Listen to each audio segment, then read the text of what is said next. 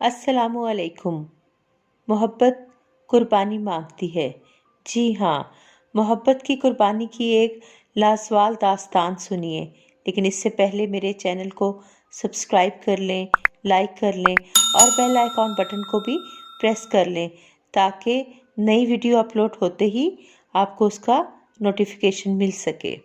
میرے جذبات قابو میں نہیں تھے، نم آنکھیں برسنے کو تیار تھیں، میرے ہاتھ پاؤں کانپ رہے تھے، یوں لگتا تھا اگلے پل میری سانس رک جائے گی۔ وہ دلہن بنی بیٹھی تھی، آج اس کے روپ میں کئی چاند چمک رہے تھے۔ وہ مسکراتے ہوئے کبھی مہمانوں کے سلام کا جواب دیتی تو کبھی مبارکباد قبول کرتی، شرما رہی تھی۔ وہ میری چاہت تھی، ہم نے بچپن سے اب تک تمام وقت ساتھ گزارا تھا، ساتھ کھانا پینا، اسکول ساتھ، کالج ساتھ، ہر جگہ ہم ساتھ ساتھ، مگر آج وہ مجھ سے جدا ہو رہی تھی۔ وہ دلہن بنی بیٹھی تھی اور کچھ دیر میں رخصت ہو کر اپنے خوابوں کے شہزادے کے ساتھ جانے والی تھی، جو دولت مند تھا، خوبصورت تھا اور اس کے پاس کسی چیز کی کمی نہیں تھی۔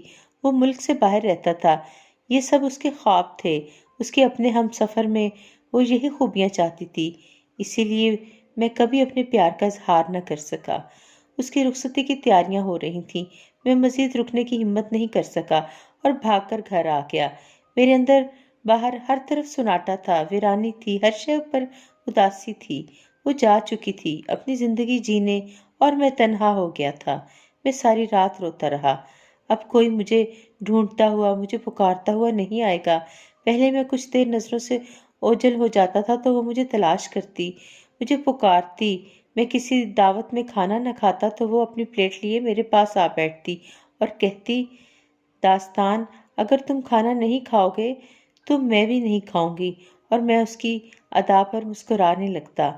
میں اکثر اس سے مذاق میں کہتا تھا، تم میرا اتنا خیال رکھتی ہو تو مجھ سے شادی کر لو، پر وہ کہتی، چل ہٹ پاگل، میں تو کسی دولت مند سے شادی کروں گی جو میری ہر خواہش پوری کرے گا اور جو ملک سے باہر رہتا ہوگا تاکہ میں جہاز میں بیٹھ کر اس کے گھر جاؤں۔ اس کی دعا قبول ہوئی اور وہ چلی گئی۔ میری زندگی کی ہر خوشی، ہر مزہ وہ اپنے ساتھ لے گئی۔ بیٹے کب تک بھوکا رہے گا؟ میرے بچے تھوڑا کھانا کھا لے، اماں سے میری اداسی نہ دیکھی جاتی۔ میرا اپنا کوئی نہ تھا، انور علی صاحب ہی میرے سب کچھ تھے۔ انہوں نے مجھے یتیم خانے سے لے کر پالا تھا، تعلیم دلائی۔ ان کی 3 بیٹیاں، عروج باجی سب سے بڑی، پھر مہک اور سب سے چھوٹی میری محبت ثانیہ۔ انور صاحب کپڑے کی دکان پر جاتے تھے جہاں سے ٹھیک ٹھاک تنخواہ ملتی۔ اماں، ثانیہ کے بنا یہ گھر ویران ہو گیا ہے۔ میرا ایک دوست ملک سے باہر میری نوکری کے لیے کوشش کر رہا ہے، آپ کیا کہتی ہیں، چلا جاؤں؟ میں اماں کے قدموں میں بیٹھا تھا۔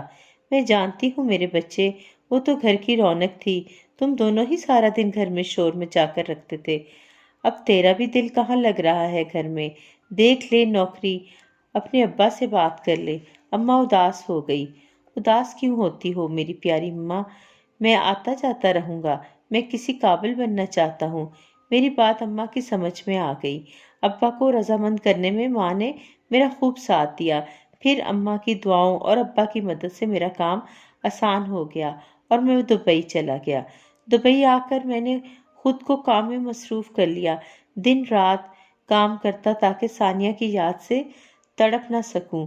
میری محنت سال بھر میں نظر آنے لگی، میں نے کافی ترقی کر لی، اپنا فلیٹ، اپنی گاڑی بھی لے لی، پر دل میں جلتی محبت کی آگ بجھ نہ سکی۔ اسے جب موقع ملتا وہ دل جلانے لگتی۔ ابا کا اکثر فون آتا، میں بھی 1-2 بار مل آیا۔ اب ابا کی طبیعت خراب رہنے لگی تھی اور وہ چاہتے تھے کہ میں پاکستان آ جاؤں، پر یہ میرے بس میں کہاں تھا۔ میں کام کا بہانہ کرتا رہا۔ ایک روز ابا انتقال کر گئے، میں جیسے تیسے پاکستان لوٹ آیا۔ سال بھر میں ابا نے عروج باجی کی شادی دانش بھائی سے کر دی تھی۔ مجھے بلایا گیا تھا پر میں کام کی زیادتی کے باعث نہ آ سکا تھا۔ ابا کو دفنا دیا گیا، رشتہ دار افسوس کر کے چلے گئے۔ عروج باجی ماں بننے والی تھی۔ محلے کے کچھ لوگ اب بھی بیٹھے تھے، اماں کو چند عورتوں نے گھیرا ہوا تھا۔ میں چھت پر آ گیا، میری آنکھوں سے آنسو جاری تھے۔ ثانیہ کی یادیں تازہ ہو گئی تھیں۔ بےتابی نے نگاہوں سے نکلنے کا راستہ دیکھ لیا، میرا جسم بے جان سا ہونے لگا۔ ثانیہ کی آوازیں، پرانی ہر یاد میرے کانوں میں گونجنے لگی۔ داستان، تم اب تک ثانیہ سے محبت کرتے ہو؟ یہ مہک تھی، جانے کب سے یہاں تھی۔ نہیں نہیں، مجھے تو ابا کی یاد آ گئی۔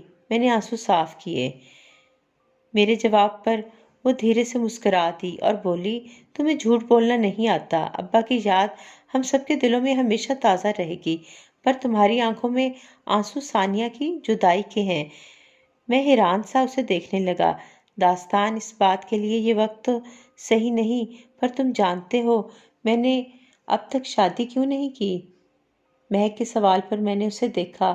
داستان، میں تم سے محبت کرتی ہوں، ہمیشہ سے، بچپن سے، پر تم ثانیہ کی محبت میں ایسے ڈوبے رہے کہ میں تمہیں دکھائی نہ دی، نہ میری محبت کا احساس ہوا، پر میں نے تمہاری آنکھوں میں ثانیہ کے لیے محبت پڑھ لی اور خاموش رہی۔ مہک نے اپنی بات ختم کر دی۔ میں حیران سا اسے تکتا رہا۔ میں نے تو کبھی ایسا سوچا بھی نہ تھا۔ کہاں تھی وہ؟ کب ہوئی مجھ سے محبت؟ ہر پل میں ثانیہ کے آگے پیچھے رہا۔ مہک کہاں تھی؟ میں کئی سالوں پہلے جا کھڑا ہوا۔ بچپن، جوانی، کس پل میں، کس وقت میں، کب؟ مجھے وہ یاد نہیں تھی۔ یہ کیسی محبت تھی اس کی؟ میں سمجھ نہیں پا رہا تھا۔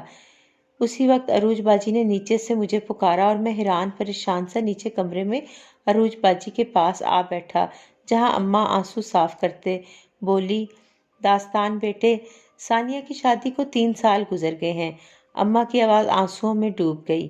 اماں مجھے بتانے دیں، عروج باجی نے کہا۔ داستان، ثانیہ کی شادی کے چند ماہ تک اس کا ہم سے رابطہ رہا، اس کے بعد 2 سال سے اس سے کوئی رابطہ نہیں ہوا۔ ہم نے بہت کوشش کی پر ناکام رہے۔ ابا نے ہم سب کو تمہیں بتانے سے منع کیا تھا۔ اب جو نیا پتہ ملا ہے وہ بھارت کے کسی شہر کا ہے۔ ارشاد کے ہی ایک رشتہ دار نے فون پر رابطہ کر کے ساری صورتحال بتائی ہے۔ ارشاد ثانیہ کو مارتا ہے، اس پر ظلم کرتا ہے اور سال بھر پہلے اسے طلاق بھی دے چکا ہے، پھر بھی وہ اس کا پیچھا نہیں چھوڑتا ہے۔ تم اس پتے پر جا کر ثانیہ کو لے آؤ۔ عروج باجی کی آنکھوں میں آنسو تھے۔ ثانیہ پر اتنی بڑی قیامت ٹوٹ پڑی اور ابا نے مجھے خبر تک نہ ہونے دی۔ کم سے کم میں اسے گھر تو لے آتا اماں۔ میں اماں کے قدموں میں آ بیٹھا۔ ابا نے مجھے اپنا بیٹا نہ سمجھا۔ میری آنکھوں میں آنسو تھے۔ نہیں میرے بچے، نہیں، وہ نہیں چاہتے تھے تو پریشان ہو۔ اماں نے محبت سے میرے بالوں پر ہاتھ پھیرا۔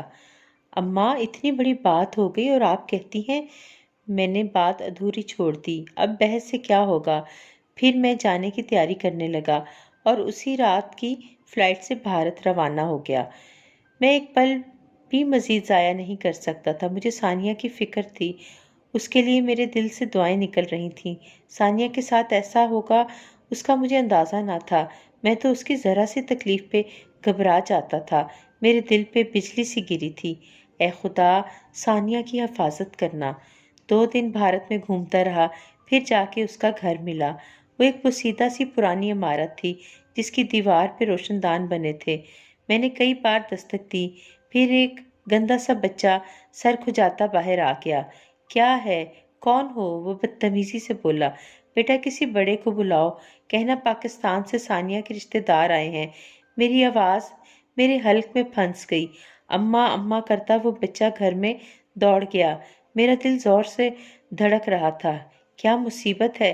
تبھی ارشاد باہر آ گیا، گندے کپڑوں میں ملبوس، اجاڑ حال، یوں لگتا تھا وہ سالوں سے نہایا نہ ہو۔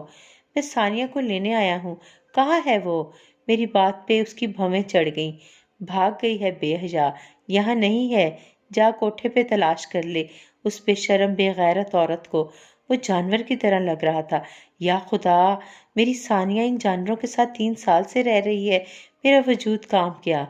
دیکھے، میں جانتا ہوں وہ یہیں ہے، میں لینے آیا ہوں اسے۔ میں نے دروازے میں پاؤں رکھ دیا۔ کمینے، جانے دے اس منحوس کو، سارا گھر رو رو کے ناپاک کر رکھا ہے، ہماری زندگی حرام کر دی ہے، نکال باہر کر بے حیا کو۔ یہ ارشاد کی ماں تھی جس کی بات پہ ارشاد نے مجھے اندر آنے کا راستہ دے دیا۔ کچے فرش کا یہ مکان، پرانی عمارت، بارش کا زور اٹھانے میں ناکام رہتی ہوگی۔ ثانیہ، کہاں ہو تم؟ میں تمہیں لینے آیا ہوں، میں نے پکارا۔ وہ میری آواز پہ ایک کمرے سے نکل آئی اور مجھ سے لپٹ کر پھوٹ پھوٹ کر رونے لگی۔ داستان، مجھے اماں کے پاس لے چلو، ان لوگوں نے میرے ساتھ بہت برا سلوک کیا۔ بہت برا، مجھے صبح شام جلاتے ہیں، یہ دیکھو۔ وہ پھوٹ پھوٹ کر رو رہی تھی۔ میری محبت کا ایسا حال بنا دیا تھا ان لوگوں نے۔ میں نے نفرت سے ارشاد کو گھورا، اب اس بے حیا کو لے اور نکل جا، یہ میرا علاقہ ہے، تجھے اور اس منحوس کو یہیں زندہ دفنا دوں گا۔ ارشاد میری نگاہوں کو دیکھ کر بولا، چلو داستان، یہاں سے چلو۔ وہ مجھ سے لپٹ کے روئے جا رہی تھی۔ میں نے ثانیہ سے بے انتہا محبت کی تھی، اسے پانے کی دعائیں بھی مانگی تھیں، پر ایسا تو میرے تصور میں بھی نہ تھا۔ اماں، عروج باجی، مہک گھنٹوں ثانیہ سے گلے مل کر روتی رہیں۔ اسے آئے 3 ہفتے بیت گئے تھے، پر وہ ابھی تک ڈری ہوئی تھی، اکثر روتی رہتی تھی۔ ہم سب اس کی دلجوئی میں لگے ہوئے تھے۔ اماں کے کہنے پر میں اکثر سب کو کھانے پر لے جاتا، پرانی یادیں یاد کرتا اور سب مل کر ہنستے۔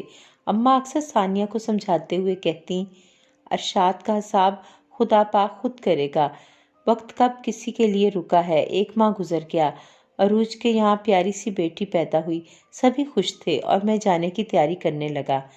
بیٹا تیرے ساتھ ہونے سے دن رات کی خبر نہ ہوئی، تو چلا جائے گا تو سارا گھر کاٹنے کو دوڑے گا۔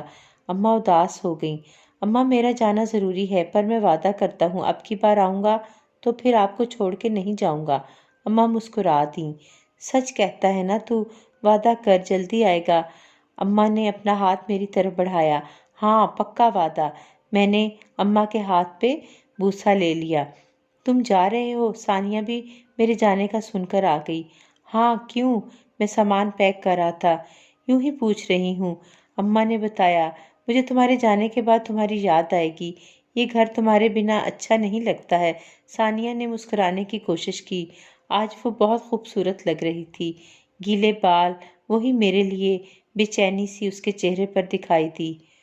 آج کافی اچھی لگ رہی ہو تم، ماشاءاللہ۔ میں نے اس کے سر پر چپت لگا دی۔ داستان، اب تم مجھے ایسے نہیں مار سکتے، میں اب چھوٹی سی ثانیہ نہیں رہی۔ میں اسے تکتا رہ گیا۔ میری محبت نے پھر سے انگڑائی لی۔ محبت کے سمندر میں میرا دل ایک بار پھر غوطے کھانے لگا۔ تم نے مجھ سے میری اولاد کے بارے میں نہیں پوچھا؟ وہ ایک دم ہی یوں گویا ہوئی جیسے اسے کچھ کہنا تھا۔ میرا خیال تھا تم نے اماں کو بتا دیا ہوگا۔ میں نے اس کے چہرے سے نظریں ہٹا لیں۔ ارشاد باپ بننے کی صلاحیت سے محروم تھا، اسی لیے وہ مجھ پر ظلم کرتا، مجھے مارتا، مجھے جلاتا تھا۔ ثانیہ کی آنکھوں میں لالی آ گئی۔ تم نے عروج باجی کی بیٹی کا نام سوچا؟ میں نے موضوع بدل دیا۔ ارے ہاں، میں تو بھول گئی، وہ تو پوری کتاب لے آئی تھی ناموں کی۔ ثانیہ نے سر پہ دوپٹہ لیا اور کمرے سے نکل گئی۔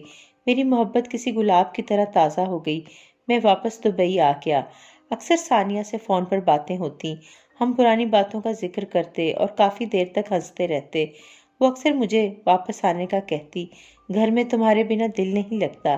اس کی ایسی باتوں سے میری محبت پروان چڑھنے لگی۔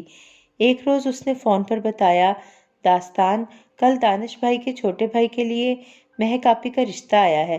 اماں تو تیار ہیں، پر جانے کیوں مہک آپی انکار کر رہی ہیں۔ اماں نے وقت مانگا ہے جواب کے لیے۔ ثانیہ کی بات نے مجھے جیسے نیند سے جگا دیا ہو۔ کام کا بہانہ بنا کر میں نے فوراً فون بند کر دیا۔ مہک مجھ سے محبت کرتی ہے اور وہ میرے لیے تو بیٹھی ہے، مجھے کیسے یاد نہ رہا؟ میں کتنا خود غرض انسان ہوں۔ ثانیہ کے آتے ہی ایک بار پھر سے میں اسے نظر انداز کر گیا۔ میرا سر چکرانے لگا۔